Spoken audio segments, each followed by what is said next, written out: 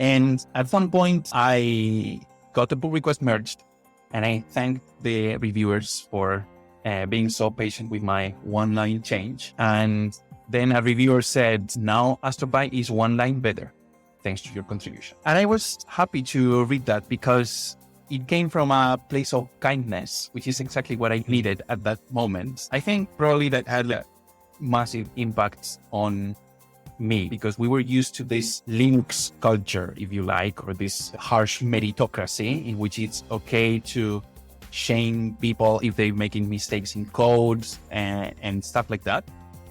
But for me, contributing to AstroPy was a completely different story in which reviewers deeply cared about creating this diverse and welcoming environment. I think this has become a staple of most of the Python community, and it's something that I apply to all my projects. Juan, an aerospace engineer turned data scientist, shares his journey into the world of programming and his current role at Quantum Black, part of McKinsey.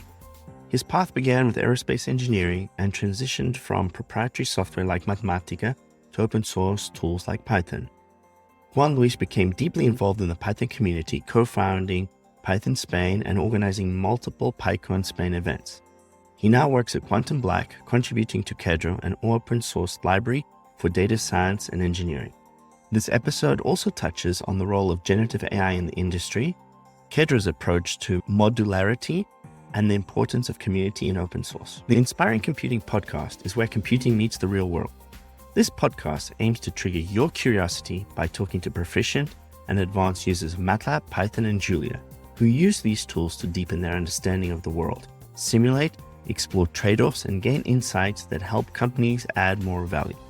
In addition to this, we will also be talking to product marketing, toolbox authors, package developers, and library maintainers to see what drives the development and what issues they're solving for others to benefit from. Welcome, Juan to Inspiring Computing. Thanks a lot, Gareth, for having me. So you and I met at a NumFocus event, as you also are an organizer of PyData events in Madrid. And when I looked you up, your profile's even more interesting. So above and beyond organizing cool technical events, you are working for a company called Quantum Black, which is part of McKinsey.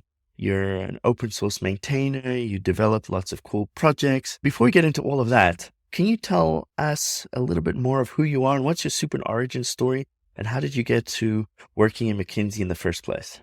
So I will try to cut through the details, but essentially I started as an aerospace engineer, and that's what I studied initially. And in my university, we were using a little bit of programming for our day-to-day tasks, but it was mostly in Fortran 90 and Excel. Towards the end of the studies, it was expected from you that you should know MATLAB or some of other more modern tools. But I somehow stayed away from all of that, and I started learning Python, actually. And the reason for that is that in the first year, I was using software called Mathematica from the makers of Wolfram Alpha. And I was against pirating software for my studies. I was doing whatever for my personal life, but I had this rule with myself that I would not steal any software for anything that had to be like professional. So I paid for it. It was a short student license for 6 months, so it was not that expensive. But then I ran out of months and I said, now I have to look for something else and I cannot keep paying for this. And I typed on Google free alternative to Mathematica. Then Python emerged. And now we're here. So it's been quite a journey from that time. It was tough because teaching yourself programming without any mentors or anything, it's very difficult. We tend to underplay how difficult it is because we have all these boot camps and videos and so on. And there were videos back then, but it was a different moment. And I called that before the explosion of data science with pandas, before the open sourcing of TensorFlow, like gave way to the deep learning revolution and so on. I got quite proficient at it, and I started hanging out with my local community, first at Python Madrid. Then I went crazy and co-founded the Python Spain nonprofit. I organized the first 7 editions of PyCon Spain, and I was very involved in the Python community. I jokingly said that on the side, I had some day jobs that were paying the bills, but my heart was at Python communities. I was very lucky that most of my professional life, I've been working with Python, in some ways open source.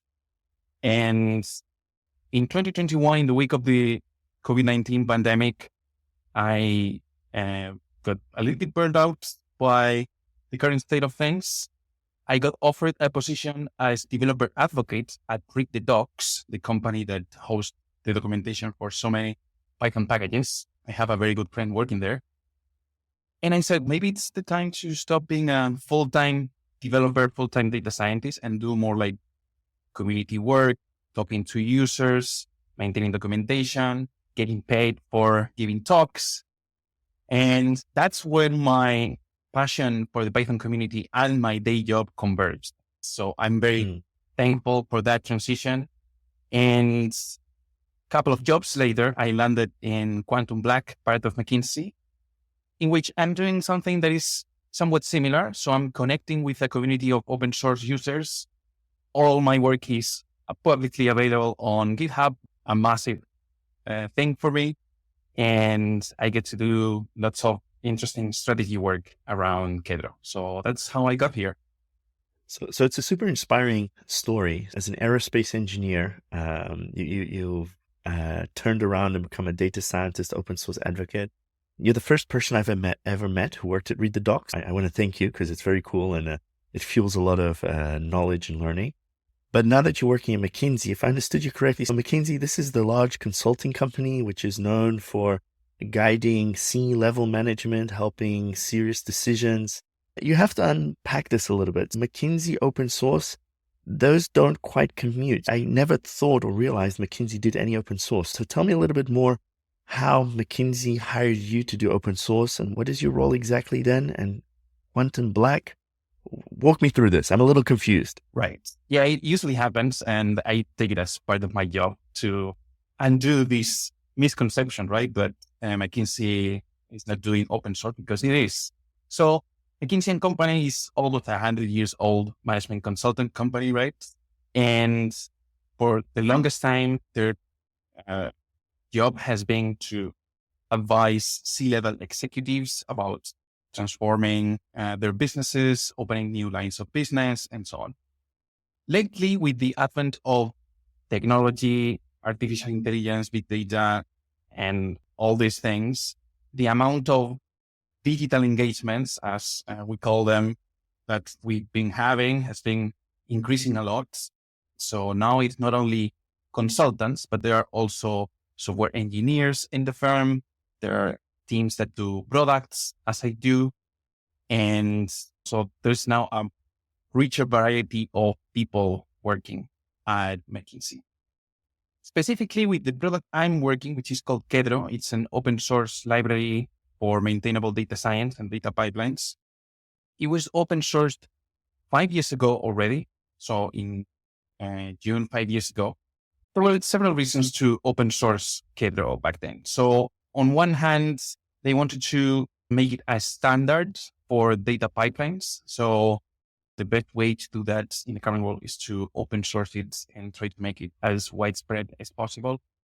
There was also certain pressure from clients because the firm was handing them loads of code that they had to maintain, and they were hesitant to maintain all of that. Almost 100% of that was made in-house. The fact that at least the pipeline framework that they were using back then was open source could give these people more peace of mind, knowing that there was a community behind that and they didn't necessarily have to rely on commercial code.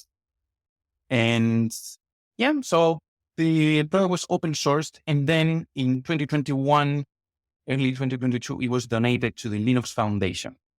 So it was no longer an open source project led by Quantum Black exclusively, but it started its life as a multi-stakeholder open source project, which is for me the gold standard for commercial open source, right? Because we have grassroots community-led open source, which is multi-stakeholder by its own nature.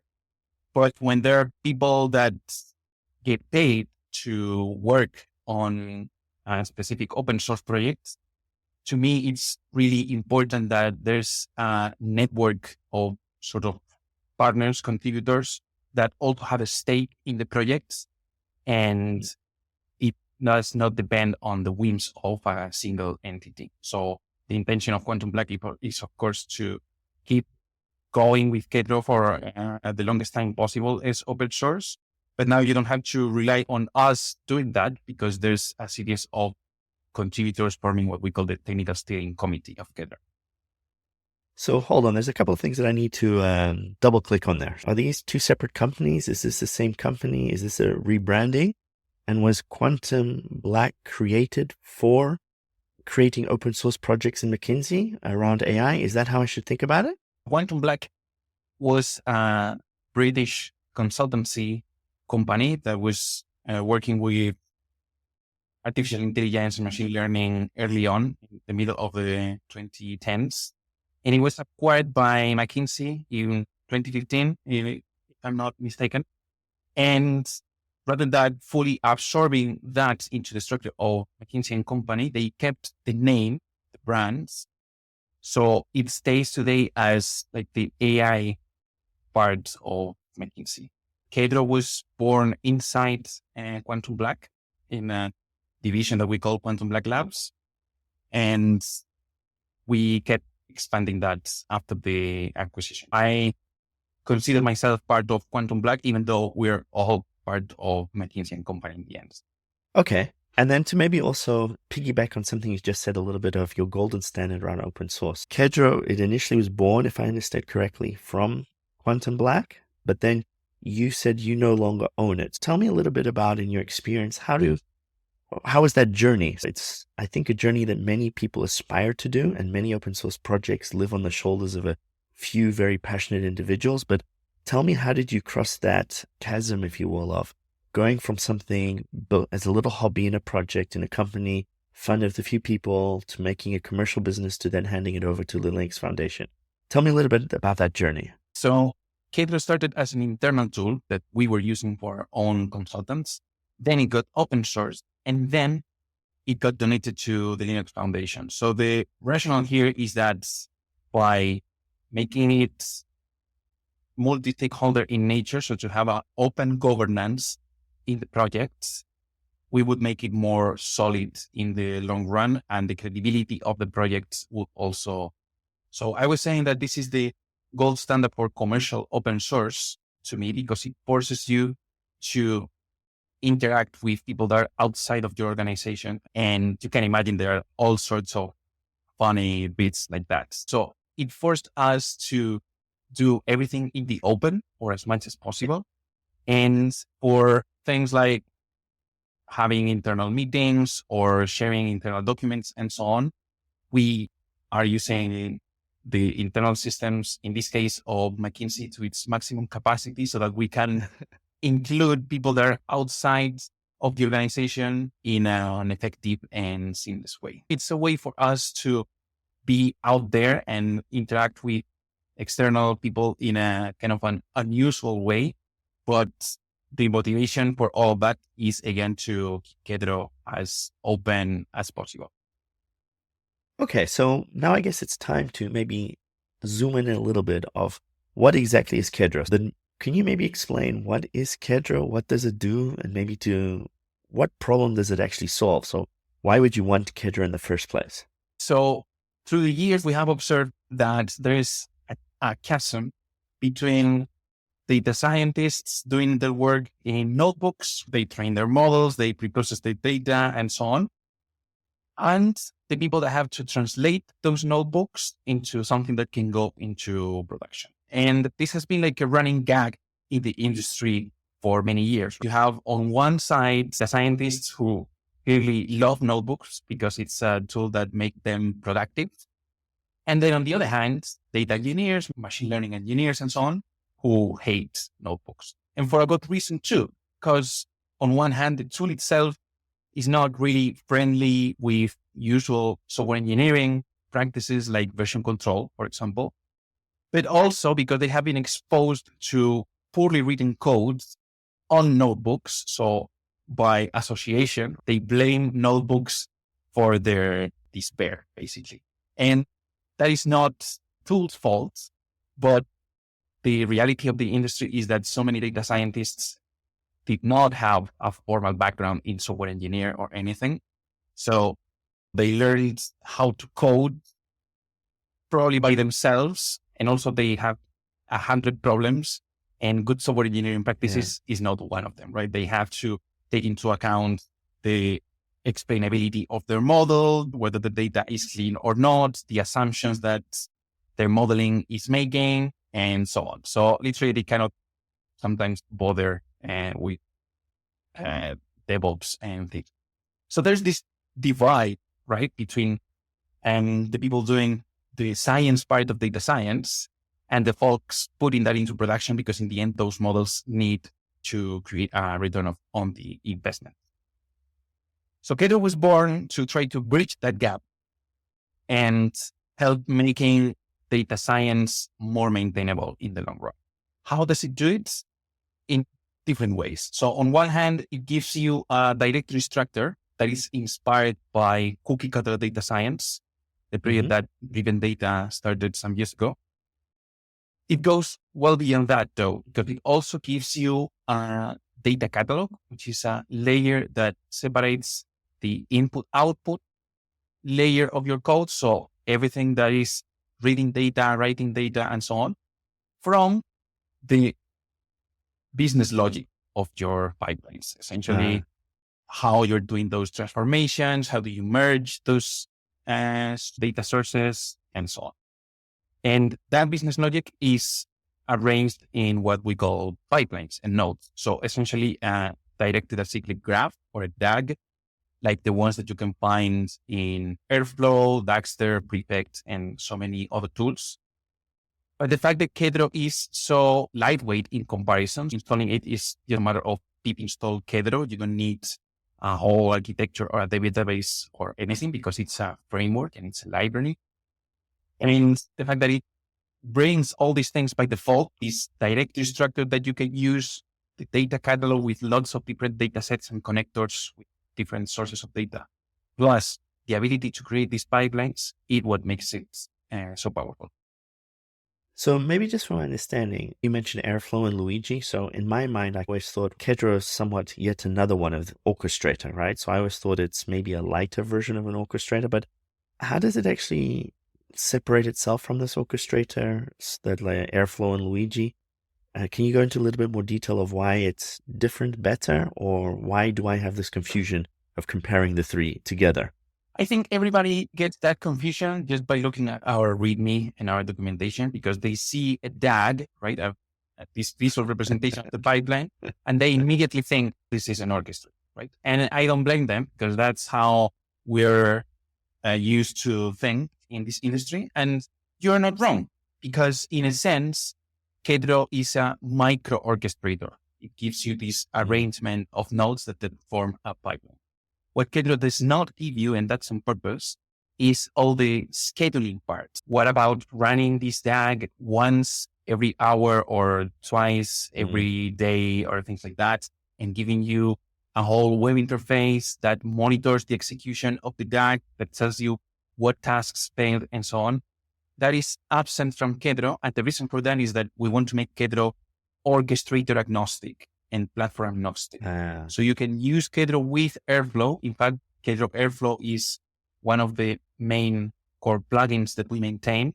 Or you can use Kedro with Prefect, Daxter, or you can put it on AWS SageMaker, on an Azure Data Factory, and things like that. So it tries to play with all the different infrastructure and open source components out there. I see. So is that but the idea that when you're trying to bridge the gap between the data scientists and production, you're creating a framework which is easy enough and light enough for a data scientist to acknowledge, apply, use, start using? Because I guess Airflow can be a bit confusing for some data scientists, but you're creating something easy enough, giving that right folder structure, that then in turn makes it easy for the folk in production to say, oh, now I understand what these folk are doing, and actually I can reuse this. I don't need to re-implement 80% of it. I can reuse now 80% of what's been written and take it from there. Is that a bit of the philosophy? Exactly. So the way we picture it is data scientists are exploring first. So that exploration phase at the beginning is by nature very messy. Then at some point, a pattern emerges and you start consolidating the data cleaning steps and data reprocessing steps that lead to your model and so on.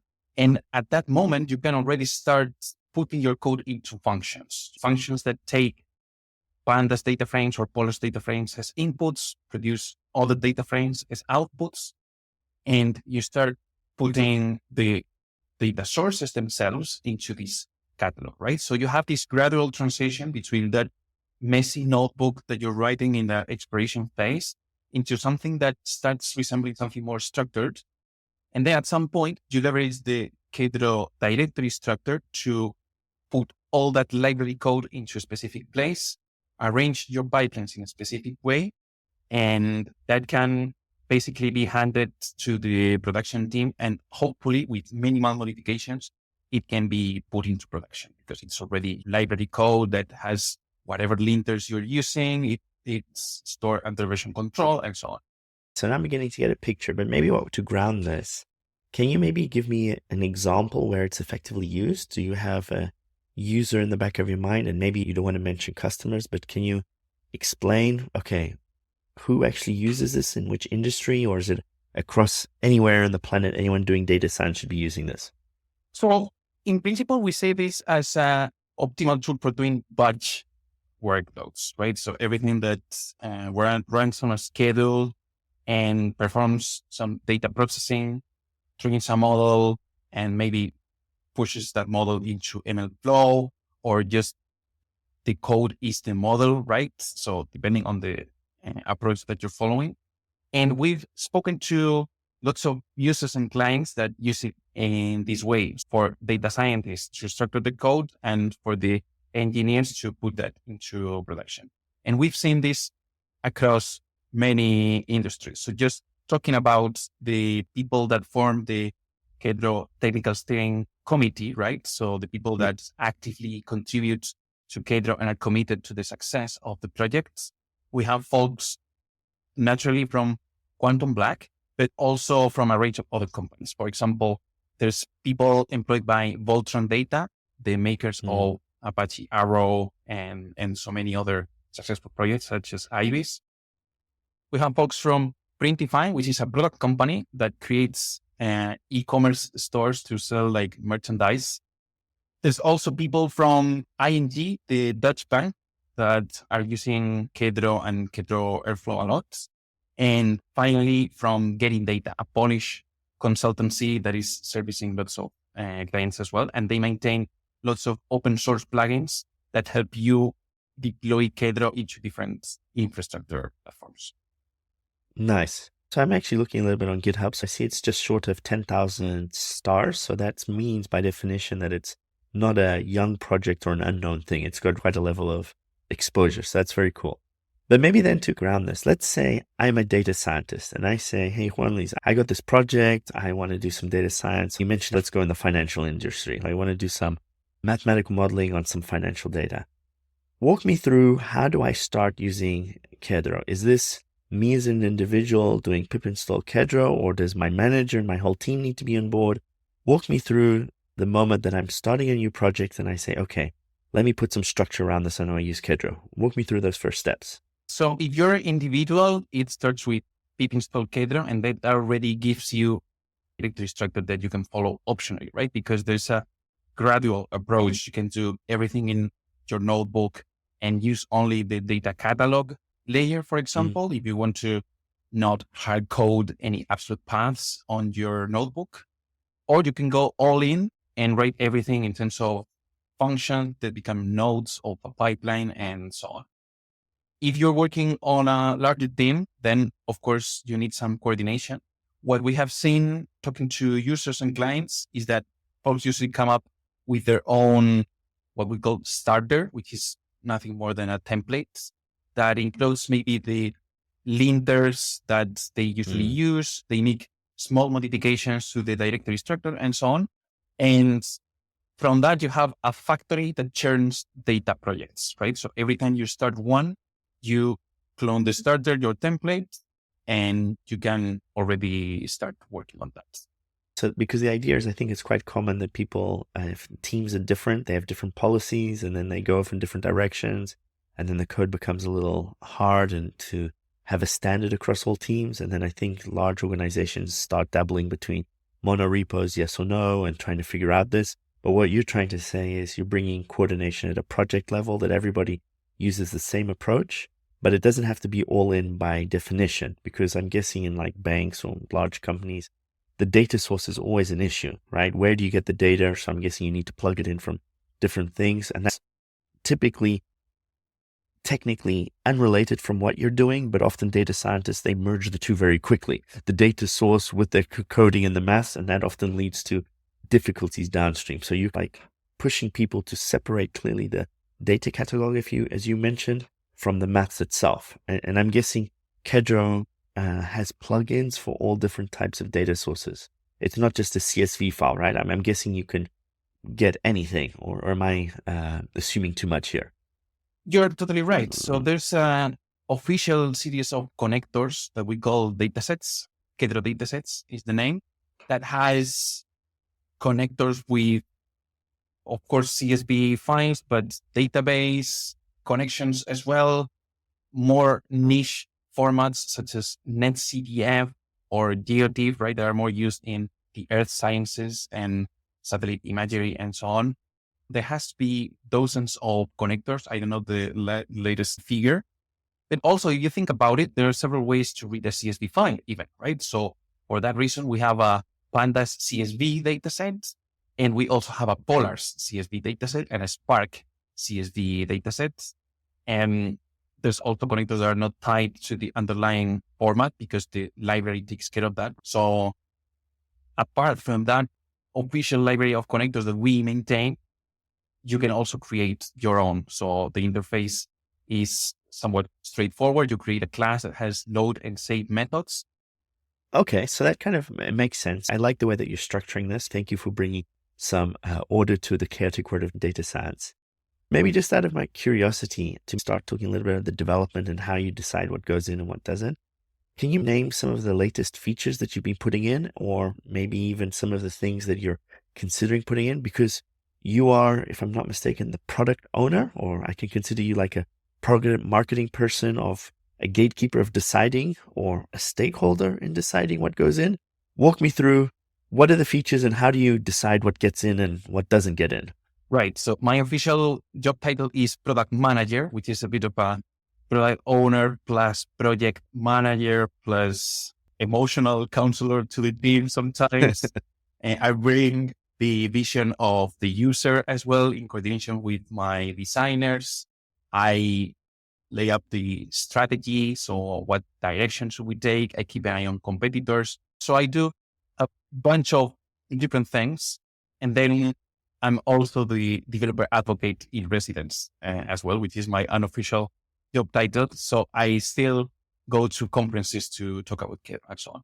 But going to the prioritization part, or what's in the roadmap, we've realized that Kedro as a framework is quite mature already. So there's not a lot of extra things that you can do. And so what we're trying to do now is to optimize the developer experience of using Kedro in conjunction with other tools. So we realize that for most realistic projects, you're not just using Kedro, but you're using Kedro with many other things. One thing that we've done recently that I'm pretty proud of, creating this VS Code extension. So now you can install that extension on VS Code if that's the IDE that you use, and we might consider other IDEs in the future. And that gives you some extra hinting when you have a Kedro project. For example, if you right click on the data source name of your pipeline, then it jumps into the YAML definition in the catalog. So that's very handy. It does the reverse way as well. So you can see where a specific dataset in the YAML file is used across the Kedro projects. It gives this extra productivity boost that doesn't necessarily need generative AI for that, but using more classic and traditional methods. And that makes the experience of using Kedro much more enjoyable. Isn't that plugin, was that what you call KedroViz? Is that the VS Code plugin? Or is KedroViz something else? KedroViz is something else, and I'm glad that you mentioned it. So KedroViz is the one that everybody sees on the readmes and screenshots and so on, because it's the one that creates this visual representation of the pipeline. It does a lot more because it's a full-fledged web application that allows you to virtual pipelines, use slice it. If you have nested pipelines through the use of namespaces that you can expand and collapse those nested pipelines as well. It even has some basic experiment tracking functionality as well. So it does a bunch of things, but the most important part of KedroViz is this visual representation of the pipeline with this finely crafted design that everybody comes to know. So just from as a sanity, so KedroViz is something separate from Kedro, right? So it's built on top of Kedro. Are you also the project manager for KedroViz, or is this something which came out of some other community or your government's model, just like some of your other plugins for your data catalogs that you called on earlier? KedroViz also originates from Quantum Black. We maintain what we call Kedro framework, right? In a sense, the central part of Kedro.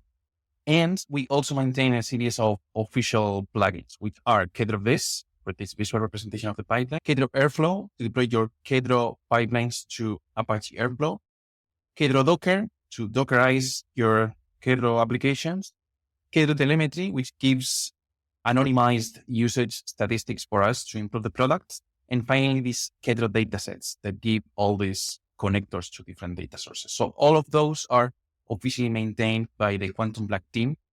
And then there's a range of other plugins that are maintained by the other TSC members. For example, Kedro MLflow, which is the official connector between Kedro and MLflow, and Kedro Boot, which is a plugin that allows you to serve Kedro in a web application in a very seamless way.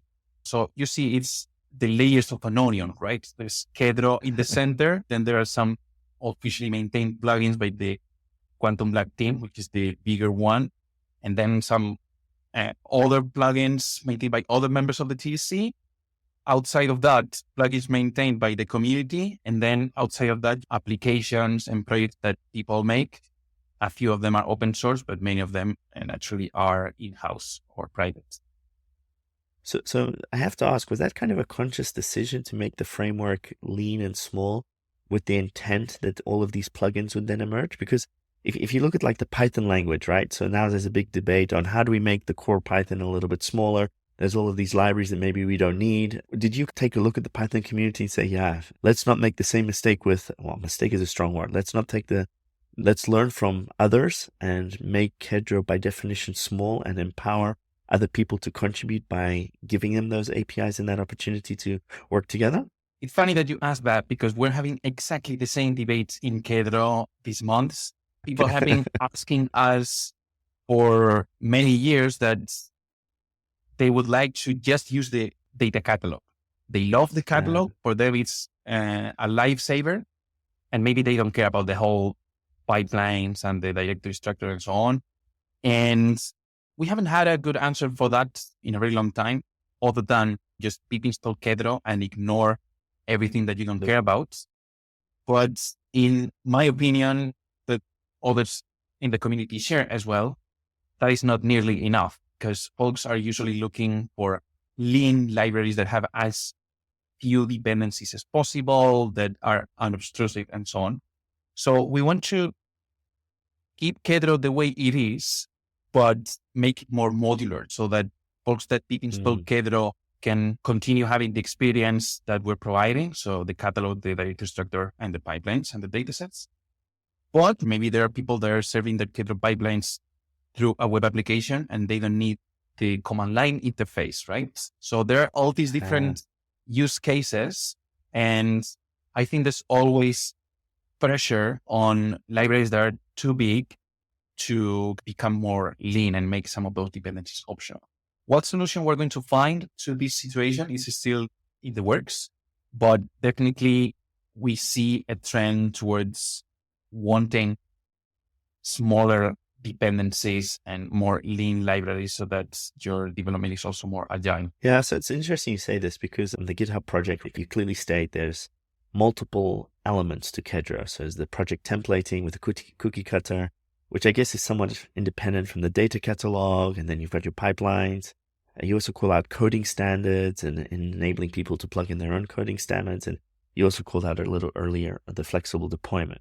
But in one of those official plugins, you mentioned a little pearl there. You said Kedro telemetry, if I heard you correctly. Mm-hmm. Is that how you are collecting usage data to say, actually 80% of the people are only using the data catalog to ground that decision to make the data catalog element separate from everything else? Tell me a little bit more about that.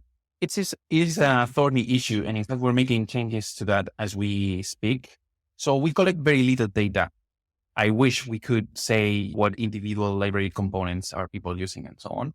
But at the moment, we don't have that level of granularity. And we're very conscious that defaults. So if something is tracking what you're doing by default, and then you can opt out, that is already going to raise some eyebrows among some users. But we're trying to strike a balance between collecting as much data as we can so that we can have a broader view of what's happening in the ecosystem. But of course, 100% respecting the privacy and the legal frameworks in the regions we operate and so on, and collecting as little data as possible. You could compensate for that arguably by talking to users all the time, right? But those are complementary techniques because you have to talk to users, and I talk to users all the time because they tell you what are their pain points, what are they struggling with, how are they using Kedro, they give you ideas and so on. But you cannot talk to thousands of users. Kedro had last month 580,000 downloads, and I cannot talk to all the people doing that because that's the beauty of open source, that nobody has to ask us for permission, and therefore you give up a certain degree of control, right, over what you're creating. So we're trying to keep this balance, and that's why we're tracking some information through Kedro telemetry. But again, it's very minimal. So it's a common thing that large open source struggle with. So I was talking with the owners of NumPy. They also say, okay, we want to make it smaller, right? So NumPy used around the planet, everybody uses it. But then there's a question of, do we need all of these functions? And then some product managers said, maybe we can make NumPy smaller. And if you make NumPy smaller, it turns out you shave off a megabyte of NumPy. It makes the planet a lot greener because there's millions of downloads, millions of megabytes. You're talking terabytes of usage coming down. So there's good reasons for that. But also the idea of spying is something difficult.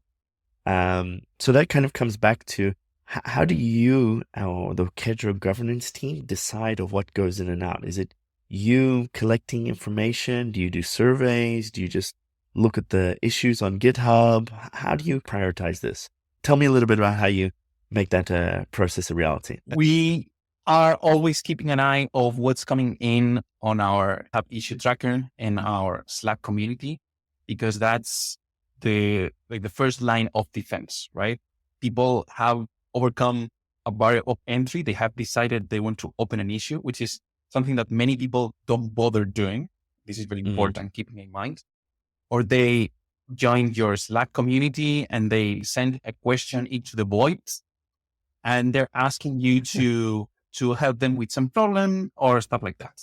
And sometimes it's normal support, but if you think about it, every single question that comes in is either a bug, an outright bug in the code, right? So some trace bug that is unexpected or difficult to understand, or is a bad developer experience, right? So something that should have been easier to understand, but it is not, or a bug in the documentation, something that is not properly explained. So we don't take such a maximalist approach to user questions. But what happens is that if you spend enough time receiving those support requests and talking to users, very quickly you start seeing some patterns emerge. And the truth is that most of the users struggle with the same 3 or 4 basic issues. And if you solve them, then you're doing a massive service to the community.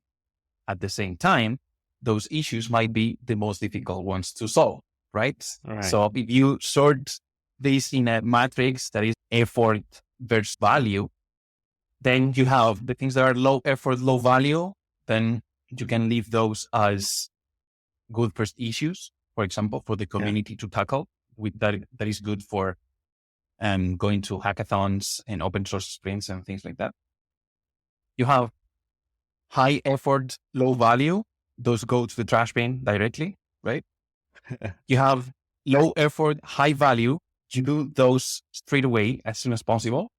And then you have high effort, high value. And those, we have to prioritize them carefully and so on. On one hand, we're constantly looking at industry trends and what are the other things that are adjacent to Kedro, right? Because the MLOps industry has matured a lot over the last few years, and we start to see some patterns emerge and some consolidation around certain practices. And we try to keep a fresh view of what Kedro should be. And then that goes into our roadmap and then some form of temporary sorting of the tasks and so on. So we try to take into account what depends on what and so on. And then it's an exercise on taking risks, right? Because at any given point, there's a million things that you could be doing. So we choose to do specific things and not other things, based as much as possible on this data-driven decision process and talking to users and so on. But in the end, I think it's foolish to pretend that we're super scientific with these things. There's an element of intuition and there's an element of dig to it, if you will. And that is unavoidable in this industry, I think. So I think that happens. So it's good that you admit to that. Many people have it and rarely admit to it, but it is a constant factor, I think, in many open source projects. Yeah, because if you think about it, you collect telemetry, but you're collecting telemetry from the people that opt in for the telemetry. Is that biased? So are you systematically collecting data from the people that are beginners? So if you only look at that, then maybe you're making the wrong decisions, right? Because you have an invisible bias in the data. Or if you talk to the users that complain on GitHub, Slack, and so on, those are the people that are evaluating Kedro and therefore have specific pain points. But what about the people that saw Kedro and said, wow, this is disgusting, or this is so useless, or this is too heavy? And you're completely missing those users, right? So if you don't find a way to compensate for your biases and so on, and this is literally like the most difficult thing, and then your supposedly data-driven decision-making process can lead you to very strange paths. I think it's crucial to take this into account. Yeah, so it's good that you call that because many people do forget about that. And I think you also mentioned something nicely there is to maybe avoid the bias. You call like first-time issues. Do you consciously leave things so that you're welcoming more people to come on board? So there's this idea of a seasoned developer, right? Or someone's been following the product since the beginning. And that person, he or she will have a very particular mind of what needs to happen. But there's the new person who's like, okay, I just did pip install Kedro. What should I see from that? Do you consciously do that to make sure that you get contributors with different degrees of experience and expertise? And how do you foster that onboarding experience? Absolutely, yes. If you think about it, contributing to open source, once you have done it, it's so easy. You just open a pull request and work through the review comments and you get it merged, right?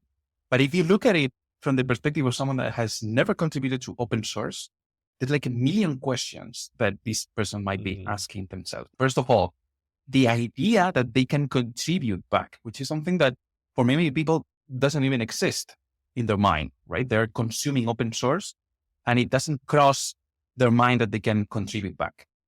Then the moment they've decided they would like to contribute, how do I do it? Am I too junior? Am I expert enough? Do I deserve to steal these people's attention to look at my petty pull request? This is more usual than we could imagine. If you talk to people that are not contributing to open source on a day-to-day basis, I find lots of folks that say, oh yeah, I would love to contribute, but how do I even start, you know? And then lastly, the technical issues. I've been mentoring a friend to start contributing to PyTorch.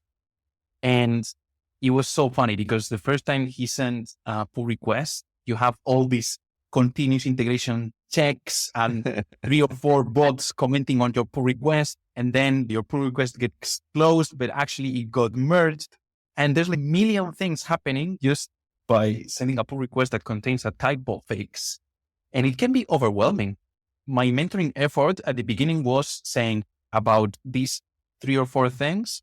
But if that continuous integration check is red, then do look at it, because that means that you might have made a mistake or you forgot to add a test or whatever.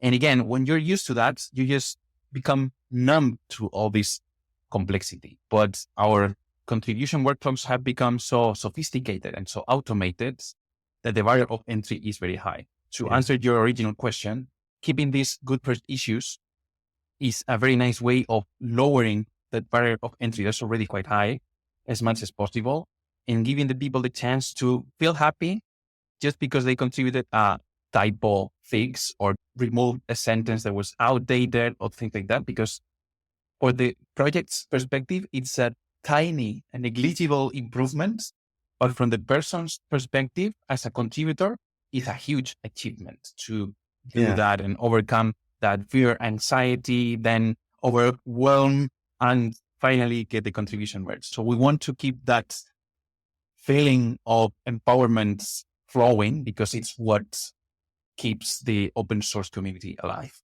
But it's interesting you say that, because often people get scared with like version control or pull request or GitHub.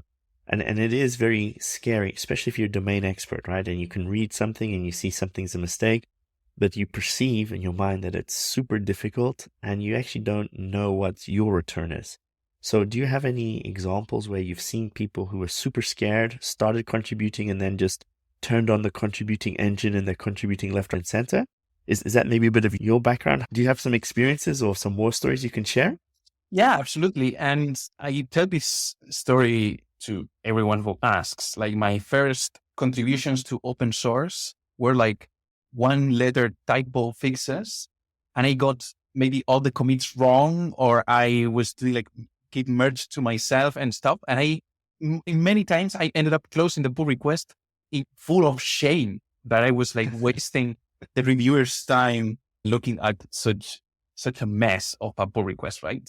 And I was going back to this a while ago because I gave a talk at PyData Granada a few months ago about my story. And I found one specific bit that I think made a huge difference in retrospect for me. So I was contributing to AstroPy. It was not my first contribution. I had already been maybe 1 year or so sending small pull requests. And AstroPy has a units package, astropy.units, that gives you physical units. So you have this quantity in kilometers and this other quantity in light years, and you add them and you don't mess up because the astropy.units takes care of compensating everything. And there are unitless quantities, things like angles and things like that. And the way to declare those was by multiplying something by units.dimensionless_unscaled. And that was a mouthful to type. And I was typing that a lot. So I added like a shortcut called units.1 or something like that. Okay. And it took 2 pull requests to get that in, even though it was literally a 1-line change, because I was messing up all the time with Git and so on. And at one point I got the pull request merged, and I thanked the reviewers for being so patient with my 1-line change. And then a reviewer said, now AstroPy is 1 line better, thanks to your contribution. And I was happy to read that because it came from a place of kindness, which is exactly what I needed at that moment. And I think probably that had a massive impact on me, because we were used to this Linux culture, if you like, or this harsh meritocracy in which it's okay to shame people if they're making mistakes in code and stuff like that. But for me, contributing to AstroPy was a completely different story, in which reviewers deeply cared about creating this diverse and welcoming environment. I think this has become a staple of most of the Python community. And it's something that I apply to all my projects. I'm guessing that you see it being used in a multitude of use cases, but there's also this whole thing of generative AI. Is Kedro playing a role in building into that ecosystem? Or do you see generative AI as a thing on the side which will just empower people to become better programmers or even just change the way of working in general? What are your thoughts around that? If you think about it, this whole generative AI story is quite young, right? It was not an overnight success, right? Because OpenAI and Google and many other companies have been working on that for a long time. And we're really coming years ago when we started seeing generated images, right? Even if they were like very small and pixelated and so on. We could say that this industry though started with the first version of ChatGPT, right? And it's been only 2 years or even a little bit less than that. And at the very beginning, it was not clear at all how would this play out, whether there would be competition to ChatGPT, whether there would be open alternatives to these large language models. Now, 1.5 years in, I think we're seeing two things. One, that people are converging around this retrieval augmented generation architecture, right? Lots of projects that start with a RAG for creating a chatbot with fewer confabulations or hallucinations, or a search engine that is advanced and gives you extra insight, right?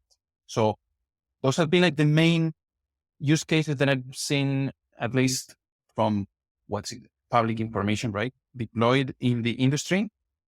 And at the same time, we've started to realize that it's really difficult to maintain these systems because you're essentially calling an API. If you're using some of the commercial models, this API is not versioned.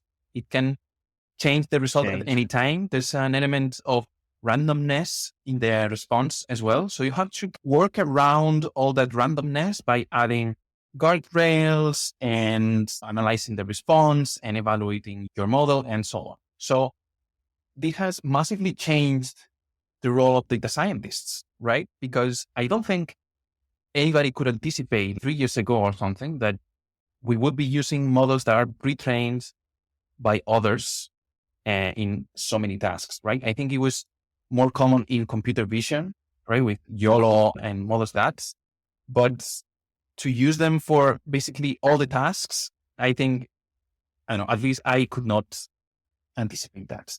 So now instead of training models and then looking at plots that give you like the bias variance of your model, you're calling an HTTP API, which I'm sorry, it's the most boring thing in the world. It sucked all the fun from being a data scientist, if you ask me. But nevertheless, enabled so many different use cases, and it forces us to try to work around how the system works. So then the role of Kedro has been not jumping into the Gen AI bandwagon too early. We wanted to wait a little bit how this would play out. What we did initially was to see if we could play along well with the open source models. So I was looking into what Hugging Face was doing, and it was very exciting to see all these Mistral models, Llama, and so on that you can download and use on your laptop, provided that you have a beefy GPU. And those were the first connectors that we added to Kedro that were related to generative AI, if you consider those. Now, there's so many other things that we want to do, and that we're seeing some more stability around these development patterns. For example, we want to add connectors to vector databases because people are using them to store embeddings to do RAG architectures. Even though so many people are using Postgres for storing their embeddings, and it's just fine. But there's obviously lots of benefits that you can have if you're managing embeddings at a massive scale if you go for a specialized database. And we also want to see if we can improve the Kedro connections to systems that help you evaluate these models or do fine tuning and things like that. So we're not in a hurry because we don't think that data pipelines and classic machine learning is going anywhere. Right. But yeah, we definitely are looking into that and want to take a seasoned and well thought approach to integrating with all these things. So maybe also to take a bit broader vision for the quantum labs element. So you don't just make or release Kedro, right? You have other tools around this. Do you want to share a few words of how the AI branch of McKinsey is evolving in that area as well? What I can tell you is that we have other open source projects that are not exclusively Kedro, right? And I can mention a few of them. So one of them is called Visro. That one is in the github.com/McKinsey organization. And it's a dashboarding library that is built on top of Dash and Plotly that help you create dashboards that look really good to the eye and are very maintainable and declarative. And also last year, McKinsey acquired Iwatio, which is a company building a full-fledged MLOps platform. And parts of that platform are open source as well. So in the Iwatio ecosystem, there are two projects that are called MLRun and Nucleo. And you can get pretty far with those as well. For us, open source is a way to enable conversations, to cement our technical credibility as well, and to contribute back. But some interesting phenomenon that I've been observing is that the moment ChatGPT appeared, people have this magical assistant by their side that maybe it's not perfect, maybe it makes mistakes. And you could argue whether those are going to go away in time or not. But no doubt you have something that can help you with at least the basic stuff, right? So I think that has been a massive improvement for people that are learning, not only learning how to code, but learning any tool. But I think it has had an interesting effect on communities because now there's less need to ask on Stack Overflow. There's less need to find your local Telegram group of Python users, whatever.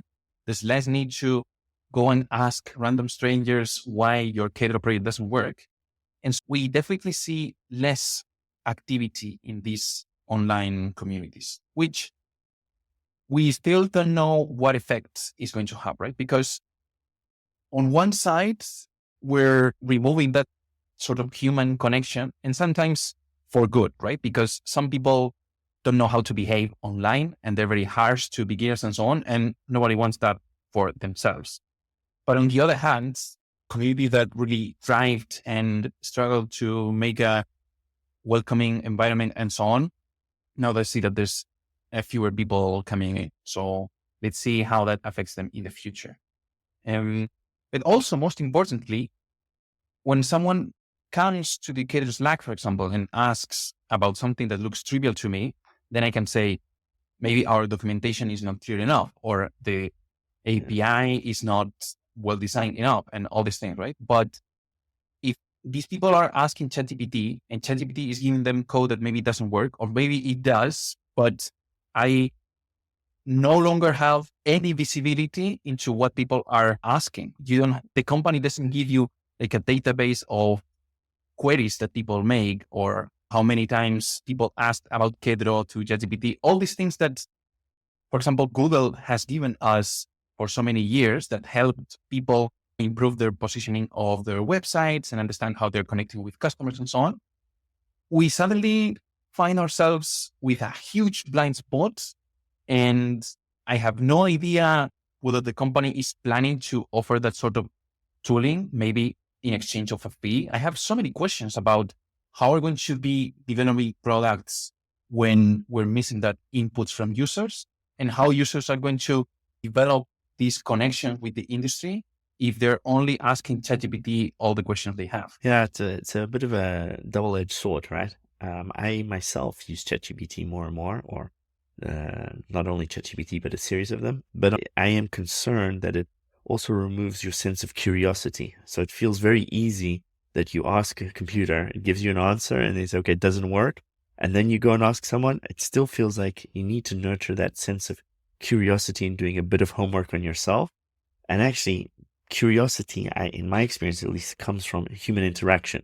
So the best thing you can always do is actually go to a meetup or a room or physically talk to someone and say, hey, I'm struggling. Can you help me out? And I think in companies, that's the way people learn a lot, right? That person on your shoulder, that mentor, yeah, let's have a coffee and I'll explain it to you. That is super powerful. I am a little bit concerned of what that means in today's world, but maybe even more 10 years down the line where this explosion of growth is happening at a phenomenal rate. Yeah. And if you think about it, it's funny how right after the COVID-19 pandemic that got us all locked down, and it had such a stark impact on the learning process of young people and people that just getting to their university for the first year or getting to the first job and suddenly missing this human connection, but also interacting with people that didn't know what to do with that situation. And then shortly after, we have ChatGPT, which removes the need to even ask your boss or your colleague or your community or whatever. So since 2020, we've been chaining all these major life-changing events that kind of nudged you or force you to not connect with other human beings. And I'm fully against that, I have to say. Yeah. So I think it's a valid concern to have, and maybe it's the classical thing. Just because we can doesn't mean we need to always do it, right? So I think with new tools, it's also a learning curve of how to use it responsibly. And I think probably the role of education in schools starts playing a role. And I think the words of wisdom or inspiring things that you've shared here today allude to that open source. Part of the backbone is that community. And we should not forget about that. And connect with people is a fundamental part of what it means to be a human being. So I think that's a very... So talking about projects and contributing. So if folk would like to contribute to Kedro or reach out to you, what would be the right way to do so? So there are mainly two touch points for the Kedro community. One is GitHub itself. So the best way to contribute to Kedro is either by looking at some of the issues that are tagged with good first issue already, right? Mm-hmm. Because you don't even have to ask us for permission if that's something that it's already have been identified as a bug and it's a good first issue. Then you can send a pull request straight away. If you want to start with this human connection, I think the best way is to either open an issue on GitHub or a discussion about something that you would like to see changed, because opening an issue is already contributing, right? Not all contributions are sending code patches. Or joining the Slack workspace, which is slack.kedro.org, and say hi, introduce yourself, and start helping other users use Kedro and so on. So I think it's very important to keep in mind that contributing to a project means so many things. It's code, but it's also documentation, is DevOps and automation improvements, is giving a talk at your local meetup and then taking a picture and letting us know about it. So there are so many ways to contribute to Kedro and to any open source project. Very nice. So if people wanted to actually meet you, you also fly around the world and give talks. You also mentioned that you organize the Python España, there's PyData Madrid, you're an organizer. You're involved in many different conferences. Can you maybe talk a little bit about this? I think I once heard you call it the third space of where people spend their time. Can you maybe share a bit of motivation why you do this on the side, or tell people how to get involved and meet you in person? Right. So first of all, you can find me every month at the PyData Madrid meetups. Those are the ones that I co-organize with a highly motivated team of 5 individuals already. So I'm happy that we managed to grow the organizers team so quickly. There's the yearly Python Spain conference as well, which is like our local PyCon, right? It's mostly in Spanish though, so I hope that you come prepared for that. We try to have a track in English. All the official communication is in Spanish and so on, so we can try hard enough. And I usually go to European conferences like EuroPython, PyData London. Sometimes I've been to EuroSciPy, probably my favorite one outside the PyData circuits. Last year I attended so many PyData events, honestly. Like I went to PyData Amsterdam, PyCon Estonia, PyCon Lithuania. I went to Ubuntu, I think it's called Ubuntu Summit in Latvia. I traveled so much for Python conferences. It's funny because lately I don't go to the talks so much. Like when there's a speaker that I really want to see or a topic that is really interesting to me, I do go.